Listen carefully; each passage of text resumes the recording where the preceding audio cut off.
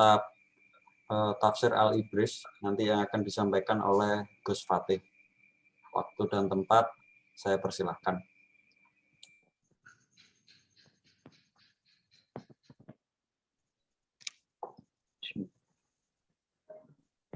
Assalamualaikum warahmatullahi wabarakatuh. Waalaikumsalam warahmatullahi wabarakatuh. Bismillahirrahmanirrahim. Alhamdulillahirabbil alamin. Shalatu wassalamu ala asyrafil anbiya'i wal mursalin sayyidina Muhammadin wa ala alihi wa sahbihi ajma'in. Amma ba'du. Para kiai, para gus, para asatid dan peserta ngaji dan jagongan semuanya yang saya hormati, yang saya muliakan. Alhamdulillah pada malam hari ini kita masih diberikan kesehatan, bisa melaksanakan program rutin ini dalam keadaan sehat walafiat. Sholawat serta salam kita haturkan kepada junjungan kita Nabi besar Muhammad Sallallahu Alaihi Wasallam. Allahumma sholli alaihi. Selanjutnya mari kita awali pengajian Tafsir Al-Ibris pada malam hari ini dengan membaca suratul Fatihah. Kita kirimkan kepada para masyayikh, pada para guru-guru kita, wabil khusus kepada pengarang Tafsir Al-Ibris ini. Mudah-mudahan menjadi ilmu yang bermanfaat. Ala hadhihi niyah al-Fatihah. A'udzubillahi minasyaitonirrajim. Bismillahirrahmanirrahim. Alhamdulillahirabbil alamin arrahmanir rahim maliki yaumiddin. Iyyaka na'budu wa iyyaka nasta'in ihdinas siratal mustaqim siratal ladzina an'amta 'alaihim ghairil maghdubi 'alaihim waladdallin. Terima kasih. Pada malam hari ini materi kita adalah surat Al-Baqarah. Seperti kita tahu bahwa surat Al-Baqarah ini adalah surat yang paling panjang. Ayatnya ada 286 ayat. Ini surat yang paling panjang yang diturunkan oleh Allah dalam rentang waktu yang juga cukup panjang. Surat Al-Baqarah ini termasuk kategori surat Madaniyah. Kalau menurut Pak Quraish Shihab dalam tafsir Al-Misbah, surat Al-Baqarah ini diturunkan oleh Allah dalam rentang waktu sekitar 10 tahun. Di mana kita tahu bahwa wahyu yang terakhir yang disampaikan oleh Allah kepada Kanjeng Nabi adalah salah satu ayat dari surat Al-Baqarah ini, yakni ayat wattaqu yauman turja'una fihi ilallah dan seterusnya. Nah, berkaitan dengan surat Al-Baqarah ini oleh karena merupakan surat yang paling panjang di dalam Al-Quran, sebagian pakar mengatakan ketika seseorang sudah hafal surat Al-Baqarah, maka bagi dia surat-surat berikutnya itu akan lebih mudah sekali untuk dihafalkan. Di antara alasannya adalah bahwa kosakata atau mufrodat yang ada dalam surat-surat yang lain itu sebagian sudah disebutkan oleh Allah di dalam surat Al-Baqarah ini. Itu yang berkaitan dengan pengantar ya, pengantar kajian kita terhadap surat Al-Baqarah ini. Baiklah kita mulai. Bismillahirrahmanirrahim. Alif Lam Mim.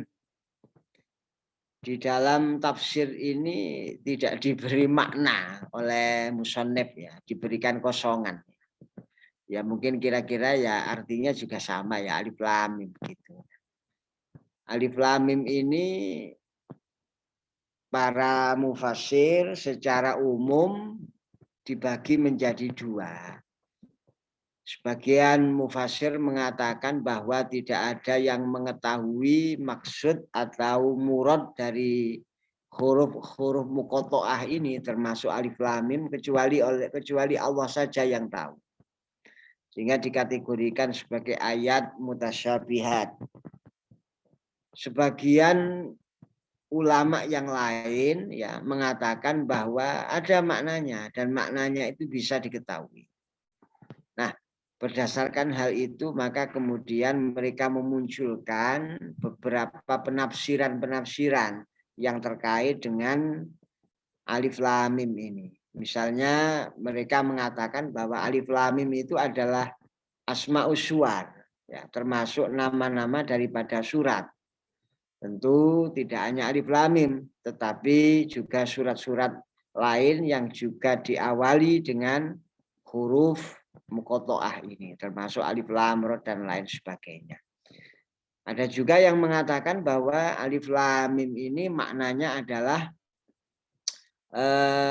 bagian dari nama Allah. Ya. Misalnya alifnya itu Allah, lamnya itu misalnya Latif, mimnya itu Majid dan lain sebagainya. Tetapi terlepas dari perbedaan pendapat para ulama terkait dengan pemaknaan alif lam mim yang telah kami jelaskan di atas, alif lam mim ini pada sisi yang lain juga mengandung unsur kemukjizatan Al-Qur'an. Ya. Juga mengandung unsur kemukjizatan Al-Qur'an. Artinya begini.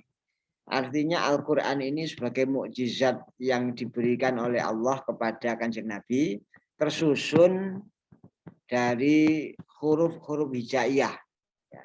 Tersusun dari huruf-huruf hijaiyah alif lam mim, alif ba ta sa dan seterusnya. Sama dengan susunan perkataan atau tulisan orang-orang Arab.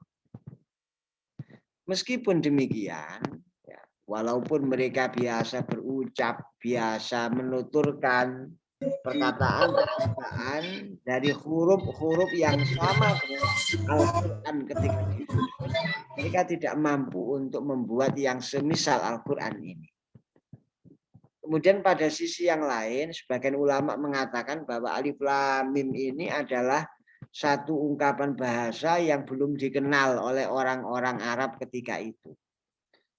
Sehingga keberadaan alif lam mim dan yang semisalnya ini menjadi semacam daya tarik ya bagi orang-orang yang mendengar ya untuk menarik perhatian mereka ya, untuk memperhatikan apa yang hendak disampaikan setelah alif lam mim ini. Ini beberapa konteks pemaknaan yang berkaitan dengan alif lam mim. Dalika utabi iki, dalikal kitabu utabi iki kitab. La roiba iku ora ono kemamangan, iku maujud bihi ing dalem kitab.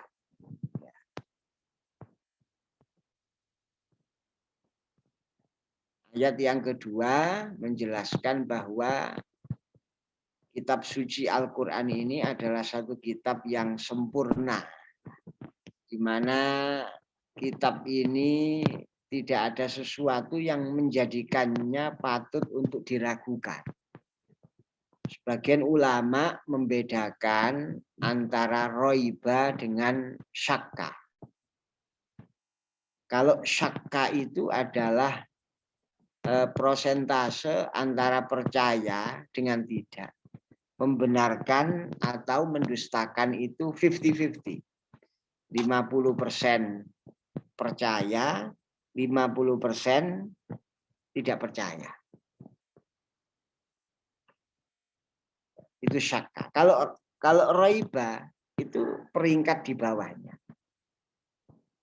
Sehingga dari sini maka bisa dimaknai bahwa Al-Quran itu jangankan keraguan. Sesuatu yang di bawah ragu pun tidak ada di dalamnya. Baik yang berkenaan dengan kandungan isinya maupun yang berkenaan dengan sumber dari mana Al-Quran itu diwahyukan. Oleh karena itu maka para pakar ulumul Quran di dalam mendefinisikan Al-Quran itu mereka mendefinisikan dengan sangat-sangat rinci sekali. Ya. Dijelaskan di sana bahwa Al-Quran itu diturunkan oleh Allah melalui proses yang sifatnya mutawatir. Ya. Ini untuk meyakinkan para pembaca, meyakinkan komunitas yang disapa oleh Al-Quran, bahwa Al-Quran itu memang betul-betul bisa dipertanggungjawabkan validitasnya sebagai wahyu yang bersumber dari Allah Subhanahu wa Ta'ala. Sehingga tidak ada alasan untuk meragukan Al-Quran. Tidak hanya yang berkaitan dengan isi, tetapi juga berkaitan dengan sumbernya. Yakni betul-betul bersumber dari Allah, tentu melalui malaikat Jibril. Hudalil muttaqin tur dadi pituduh tumerape wong kang padha takwa kabeh. Jadi Al-Qur'an itu kan sebenarnya hudalinas. Al-Qur'an itu sebagai petunjuk bagi seluruh manusia. Tetapi tentu hanya orang-orang yang bertakwa saja yang bisa mengambil faidah atau manfaat dari Al-Quran. Karena tidak semua orang itu kemudian merespon, menerima Al-Quran dengan sepenuhnya, kemudian mengamalkan isinya, mengambil manfaat, tetapi hanya orang-orang bertakwa saja yang bisa mengambil manfaat dari Al-Quran karena mereka mengimani dan mematuhi apa yang dituturkan oleh Allah di dalam Al-Quran. Ini hudal lil muttaqin. Dari sisi bahasa, hudan itu adalah masdar. Ya. Oleh karena masdar, maka dia tidak terikat oleh waktu. Baik waktu dahulu, waktu sekarang, maupun waktu yang akan datang. Ini memberi satu makna yang lain, bahwasanya petunjuk Al-Quran itu selalu sesuai, kapanpun dan dimanapun. Tidak terbatas oleh ruang dan waktu.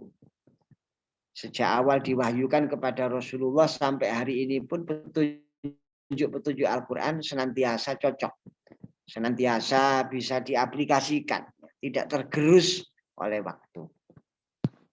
Tetapi sekali lagi hanya orang-orang yang bertakwa saja tentu yang bisa mengambil manfaat daripada Al-Quran. Lalu dijelaskan oleh Allah siapa orang-orang yang bertakwa itu, alladzina, yaitu orang-orang yu'minuna kang percaya. Ya alladzina bil ghaibi kelawan barang kang sama.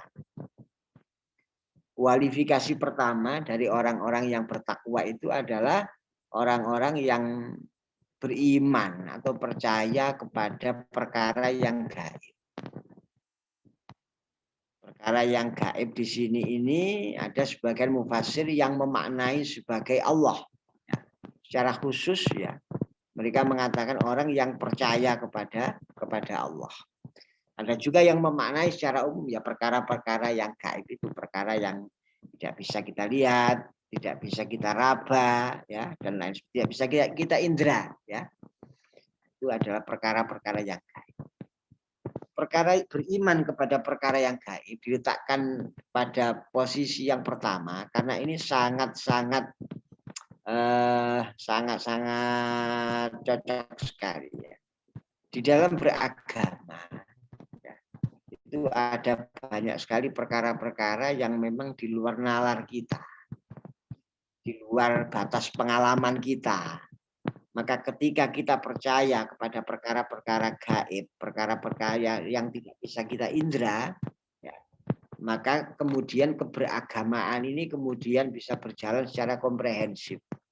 Bisa kita bayangkan kalau orang itu tidak percaya dengan surga, tidak percaya dengan neraka, tidak percaya dengan adanya alam kubur saja misalnya ya, maka sekian banyak ajaran-ajaran dalam Islam itu maka tidak akan jalan. Ya. Jangankan di situ, banyak sekali tuntunan Islam pun yang sifatnya itu tidak bisa dinalar oleh akal. Ya. Karena itu kepercayaan kepada perkara yang gaib ini diletakkan yang pertama kali oleh Allah.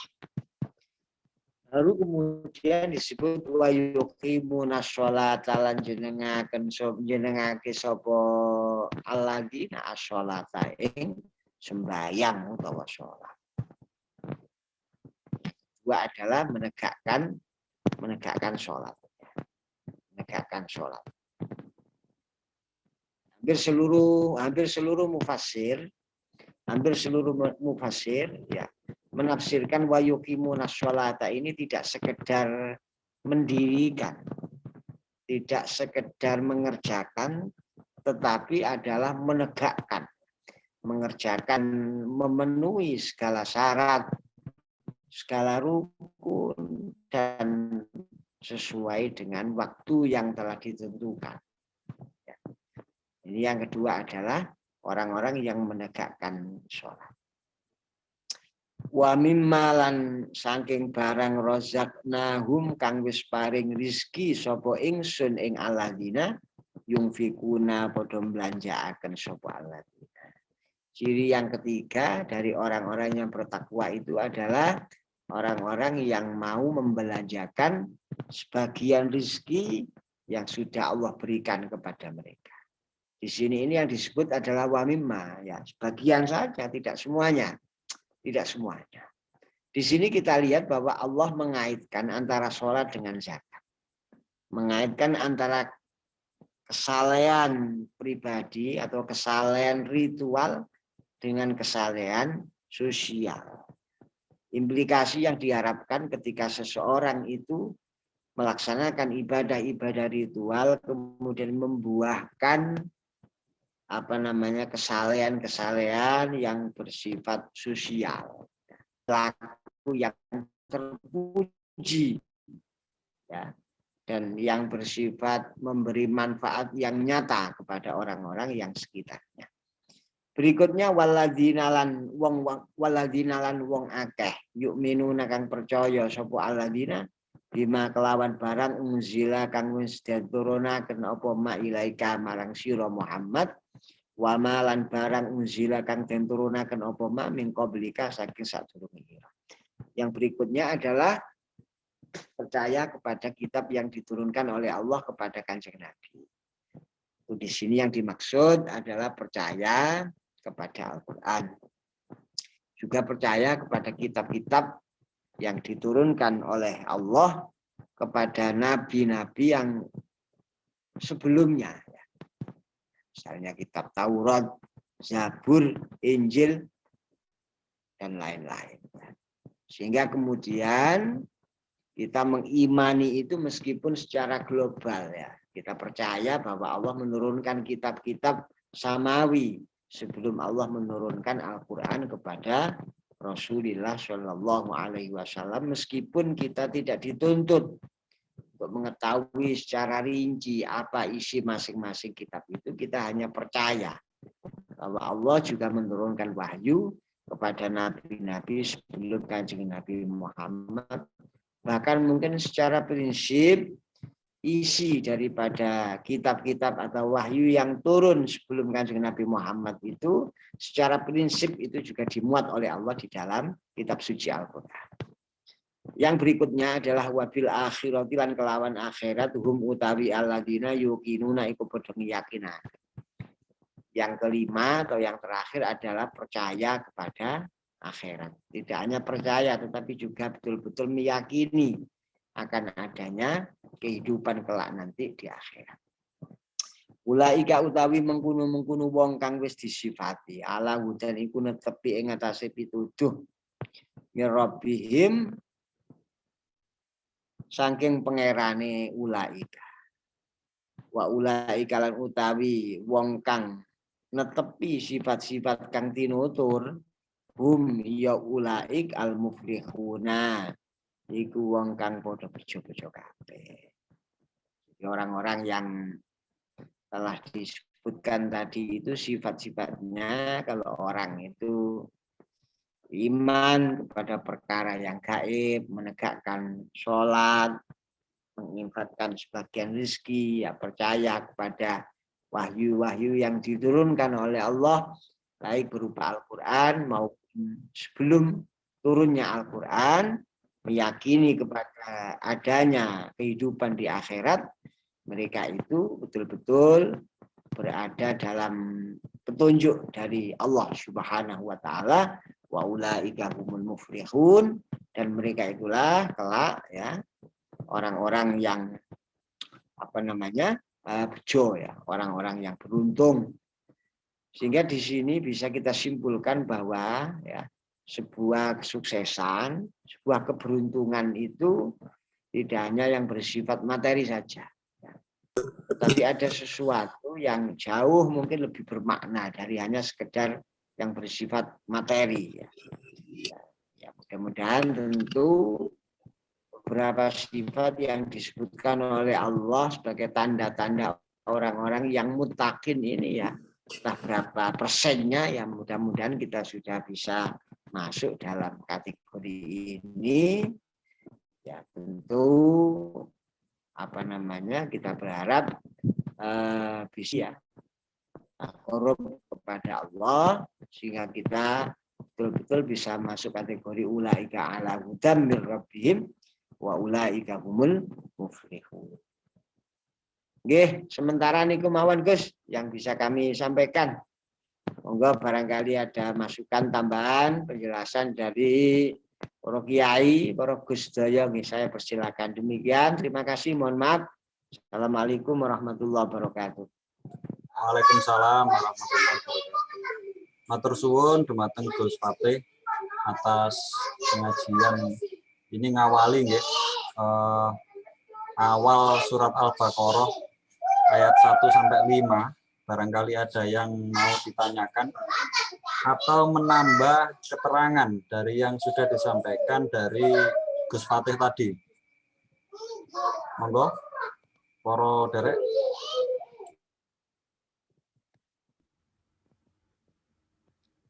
Ada pertanyaan, Pak Moderator. Nggih, monggo, Yai Pol. Mau menanyakan yang ayat yang kedua. Alladzina yu'minuna bil ghaibi wa yuqimuna sholata wa mimma razaqnahum yunfikun.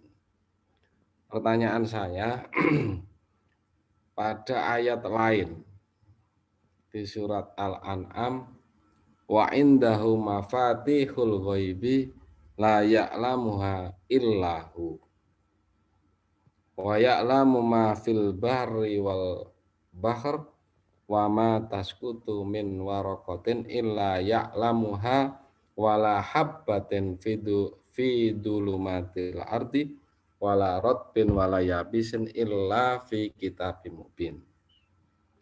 Pertanyaan saya, apakah ghaib yang di sini dengan ghaib yang di ayat alladzina yu'minuna bil ghaibi dengan surat Al-An'am ayat 59 ini pengertiannya sama?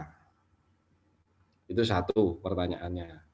Terus yang kedua, di situ kok ada mafatihul ghaib, ada kunci, Nah, kunci di sini ini maksudnya terus pundi di surat Al-An'am. Jadi wa indahu mafatihul ghaib dan pada sisi Allah itu kunci ghaib. Itu maksudnya dengan ghaib di sini terus dengan mafatihul ghaib ini mohon penjelasan. Mungkin hanya itu sementara. Monggo Gus Sauki, saya kembalikan lagi. Oke, Gus Fatih, monggo langsung mawon. Pertanyaannya Gus Solihuddin ini ayat ketiga. Alladzina yu'minuna bil ghaibi wa yuqimuna shalah. Jadi temriki yang ditanyakan itu pengertian dari ghaib. Alladzina yu'minuna bil ghaibi, niku wong-wong sing percaya nangone barang-barang ghaib. Wa yuqimuna shalah, sing nglakoni sembahyang, wa mimma razaqnahum yunfikun. Niku nyuwun didetilkan malih Gus. Dan korelasinya dengan ayat tambahan tadi napa wau supe. Nggih, monggo langsung Gus Fatih. Nggih, terima kasih atas ya, pertanyaannya tadi itu. Yang disebutkan dalam ayat 3 surat Al-Baqarah adalah ciri-ciri yang pertama dari orang yang bertakwa adalah alladzina yu'minuna bil ghaib. Yaitu orang-orang yang percaya kepada barang yang gaib ya, perkara yang gaib, perkara yang berada di luar jangkauan indera kita. Perkara yang ada di luar jangkauan batas pengalaman kita. Ya. Itu kita mempercayai itu. Ya. Karena memang pengetahuan manusia itu sangat-sangat terbatas. Orang-orang mukmin itu dididik oleh Allah memiliki jangkauan wawasan yang luas. Ya. Tidak hanya wawasan yang bersifat materi saja. Tidak hanya pengetahuan yang bersifat di sini dan kini saja, tetapi melampaui batas-batas ruang dan waktu. Sehingga kemudian yang ditekankan di sini adalah iman. Ya. Bahasa iman itu adalah yang berkaitan dengan meyakini di dalam hati. Ya. Kita percaya itu bukan karena kita itu tahu, tetapi justru kita percaya itu karena kita tidak tahu ya, dalam kapasitas kita sebagai manusia. Yang harus diyakini ya, yang berkaitan dengan Al-Quran. Ya. Ciri yang pertama orang takwa itu orang yang beriman kepada yang gaib. Kalau kita tarik munasabah, ya, hubungan kesesuaian dengan ayat yang kedua, ya. Orang-orang yang bertakwa itu orang yang percaya dengan perkara-perkara gaib yang disebutkan oleh Allah dalam Quran maupun dengan hadis. Misalnya di dalam Quran itu ada al-wa'du wal-wa'id, ada janji, ada ancaman. Bahasa yang gampang itu ada surga, ada neraka. Ya. Orang-orang yang muttaqin itu mereka meyakini itu walaupun sifatnya gaib. Kita tidak pernah melihat, kita juga belum pernah punya jangkauan pengalaman ke sana, ya. Ya. Maka kemudian kita beriman kepada perkara-perkara yang gaib. Sebagian pakar menjelaskan bahwa gaib itu ada dua. Ada yang sifatnya itu mutlak, ada yang sifatnya itu relatif. Yang dimaksud relatif itu adalah bahwa ada perkara-perkara yang dahulu itu tidak kita ketahui, kemudian seiring dengan berkembangnya waktu, zaman, maka kita sudah bisa mengetahuinya. Maka itu tidak gaib lagi, karena itu dikategorikan sebagai gaib yang relatif, ya, nisbi. Ada juga gaib yang mutlak, ya. Tentu yang paling pokok, yang paling puncak dalam soal kegaiban ini adalah Allah Subhanahu wa Ta'ala. Kemudian kalau kita tarik kepada ayat yang disampaikan oleh Pak Yai Pol tadi itu wa indahu mafatihul ghaibi, ya. Itu menunjukkan bahwa hanya Allah saja. Hanya Allah saja yang memiliki kunci-kunci perkara-perkara yang gaib. Artinya pengetahuan tentang hal yang gaib itu ya hanya Allah Subhanahu wa Ta'ala. Ada perkara-perkara gaib itu yang kemudian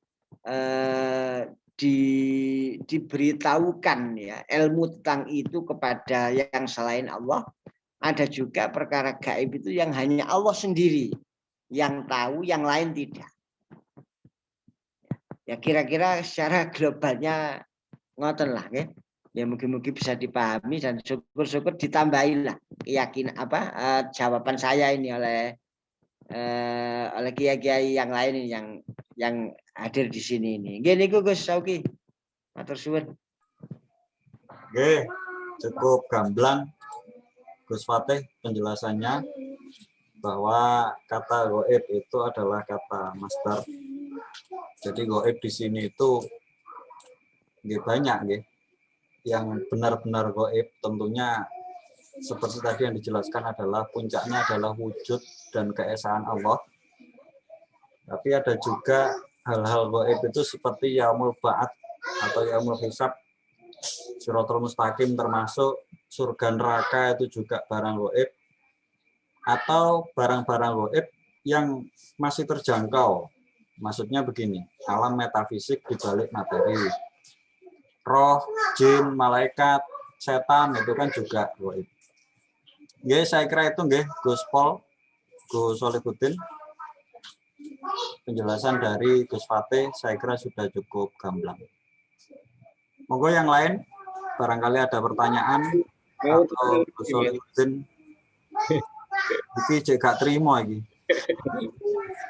Saya tanyakan itu tadi yang termasuk itu sepakaian. Terus yang kedua itu kuncinya itu loh. Ya seperti kunci masuk surga itu la ilaha illallah. Untuk masuk gerbang untuk kunci masuk ke alam gaib mungkin ada kuncinya. Kalau toh misalnya beli di mana itu maksud saya itu seperti itu. Terima kasih. Kan katanya bertanya, pintu surga itu apakah didorong atau ditarik? Jangan-jangan digeser. Ngapunten Gus Ki. Monggo Gus Fatih. Mafatihul ghaib. Kaji udine kepengin kunci gaib ngapunten. Niku teng Losari nek wonten kuburan bolong, lah niku mlebu blung langsung ke saged Jakarta. Pun ngapunten. Assalamualaikum. Ya, itu tadi jawaban dari pakar gaib. Gus Ihsan ini sebenarnya ada barang gaib. Gus Pol, pripun? Barangkali punya pandangan sendiri Gus Solihuddin tentang Mafatihul Ghaib tadi. Monggo disampaikan.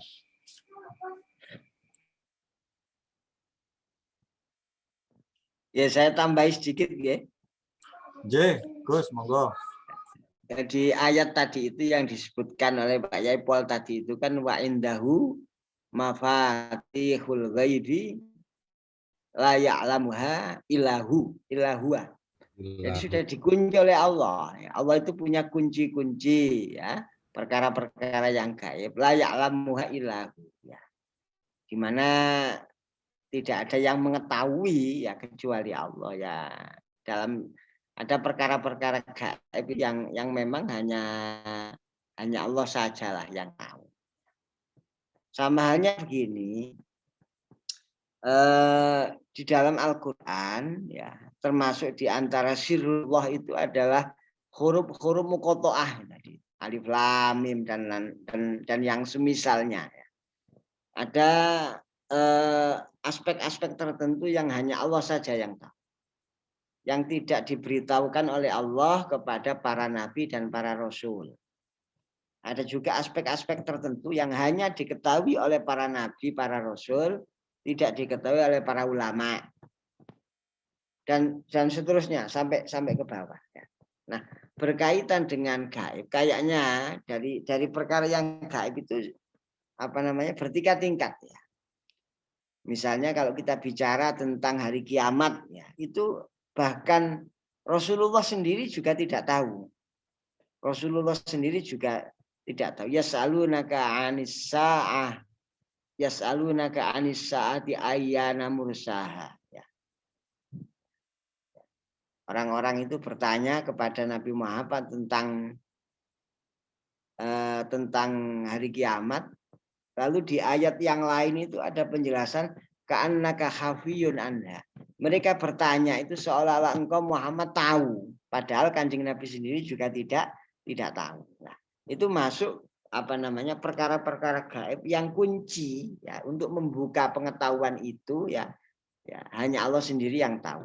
Di antaranya adalah yang berkaitan dengan yang disebutkan di ayat tadi itu. Misalnya tentang kapan hari kiamat, kemudian besok itu apa yang akan terjadi. Lalu banyaklah ya yang di ayat tadi itu. Kemudian kira-kira itu kita itu wafatnya itu kapan dan di mana dan lain sebagainya. Nah, ada perkara-perkara gaib tertentu itu yang kita memang tidak mengetahui itu dan kita diminta hanya sekedar untuk mengimani saja. Ya.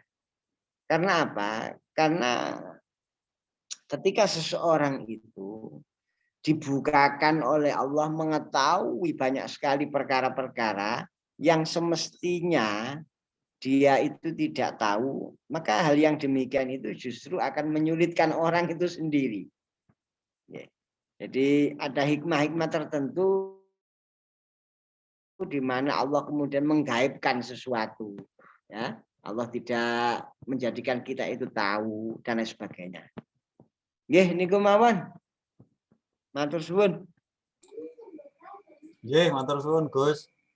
Cukup gamblang nggih Gus Pol bahwa hanya Allah yang mengetahui segala sesuatu yang gaib. Alimul ghaibi fala yudhir ala ghaibihi ahadda. Dan Gusti Allah tidak memperlihatkan kepada siapapun tentang hal-hal yang gaib itu kecuali dengan kersane Gusti Allah. Saya kira itu cukup jelas nggih bahwa gaib itu hanya kewenangannya Gusti Allah. Bahkan jin saja yang disebut gaib itu juga tidak tahu kok dengan dunia-dunia gaib. Nah, awak dhewe kan podo jine lah jorong. Podo-podo jin. Ya gak roh podo-podo gak roh. Nggih, barangkali ada tambahan dari Gus Ihsan atau Pak Komar ini, pakar nahwu. Gus Makelar. Gus Makelar monitor. Gus Pol pripun Gus Pol? Sampun nggih? Tuwas iki mangan. Karepku bae ana koncine tuku nang ndi ngono. Yo iya masalah ini. Tuku maju terus. Nah, yo lek gawe kunci swargane remotan kan yo gak bingung sampean tiwas duplikat, tibake remotan. Nggih, Pun. Siap. Cukup nggih? Nggih, Sampun golek isik lah Miftahul Jannah iku. Ya babul jannah isik iku disorong apa ditarik apa digeser kan kudu ngerti lawangi swarga. Pak Pol berikut Sumati. Kesemakelar. Mantap, Pol. Monggo Gus Maklar mungkin bisa menambahkan tentang sesuatu yang gaib seperti yang penjelasan dari Al-Baqarah ayat 3 alladzina yu'minuna bil ghaibi wa yuqimunas shalah. Monggo ada opini. Jelas. Sampun nggih? Cukup. Nggih, alhamdulillah rabbil alamin bahwa kajian tafsir Al-Ibris malam ini membahas tentang surat Al-Baqarah ayat 1 sampai 5. Nanti akan dilanjutkan selapan depan. Matur suwun kepada Gus Fatih, monggo langsung didungani Gus Fatih. Al-Fatihah. Bismillahirrahmanirrahim. Iyyaka na'budu wa iyyaka nasta'in. Allahumma shalli ala sayyidina Muhammad wa ala ali sayyidina Muhammad walhamdulillahi rabbil alamin. Allahumma inna nas'aluka ridhaka wal jannah wa na'udzubika min sakhatika wan nar. Amin. Allahumma anfa'na bima 'allamtana wa 'allimna ma yanfa'una. Allahumma anfa'na bima 'allamtana wa 'allimna ma yanfa'una. Allahumma anfa'na bima 'allamtana wa 'allimna ma yanfa'una. Rabbi zidna 'ilma warzuqna fahma. Rabbi ij'alni muqimas sholati wa min dzurriyyati. Rabbana wa taqabbal du'a. Allahumma ahsin 'aqibatana fil umuri kulliha wa ajirna min khizyid dunya wa 'adzabil akhirah. Rabbana atina fid dunya hasanah wa fil akhirati hasanah wa qina 'adzaban nar walhamdulillahi rabbil alamin. Matur suwun, ini Zoom-nya langsung saya end meeting. Setelah itu langsung nanti kita Zoom lagi untuk rapat membahas persiapan tentang persiapan ziarah tanggal 20 dengan rute Mbah Yas langsung ke Kediri, Tulungagung, terus langsung kembali ke Mojokerto. Baik, saya akhiri. Assalamualaikum warahmatullahi wabarakatuh.